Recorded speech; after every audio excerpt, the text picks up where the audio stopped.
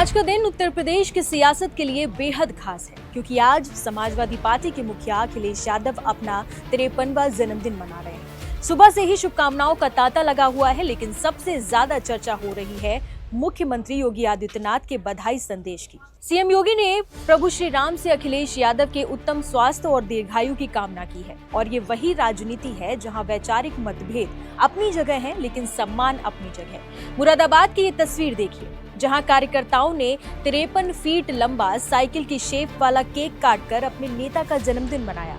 अखिलेश यादव के लिए ये साल और ये जन्मदिन बेहद अहम है क्योंकि मुलायम सिंह यादव के जाने के बाद पार्टी की पूरी कमान अब उनके कंधों पर है और सामने चुनौतियों का पहाड़ है। अखिलेश यादव का जन्म 1 जुलाई 1973 को इटावा के सैफई में हुआ था, लेकिन क्या आप जानते हैं कि उन्हें घर में आज भी टीपू क्यों बुलाया जाता है? दरअसल सैफई के प्रधान और मुलायम सिंह यादव के एक करीबी दोस्त ने मैसूर के योद्धा टीपू सुल्तान के नाम पर उनका नाम टीपू रखा था। स्कूल के एडमिशन के वक्त उनका नाम अखिलेश रखा गया। अखिलेश की शुरुआती पढ़ाई सैफई और धौलपुर मिलिट्री स्कूल से हुई। इसके बाद वो मैसूर यूनिवर्सिटी गए, जहां से उन्होंने सिविल इंजीनियरिंग की डिग्री ली।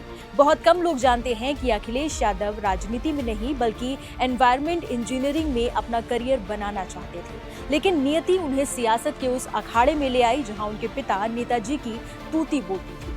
साल 2000 में कन्नौज लोकसभा सीट जीतकर उन्होंने संसद में पहली बार कदम रखा और फिर कभी पीछे मुड़कर नहीं देखा। अखिलेश यादव के चेहरे की सबसे खास पहचान है कि उनकी थोड़ी सी टेढ़ी नाक और इसके पीछे एक दिलचस्प कहानी भी है।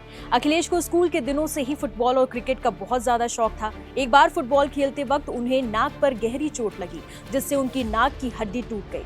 एक इंटरव्यू में जब उनसे पूछा गया कि उन्होंने इसे सर्जरी से ठीक क्यों नहीं कराया, तो अखिलेश ने बड़े ही मजाकिया अंदाज में कहा, जब मेरी नाक टूटी तब मेरी शादी हो चुकी थी और डिंपल ने मुझे इसी रूप में पसंद कर लिया था, तो मुझे लगा अब इसे ठीक कराने की क्या जरूरत।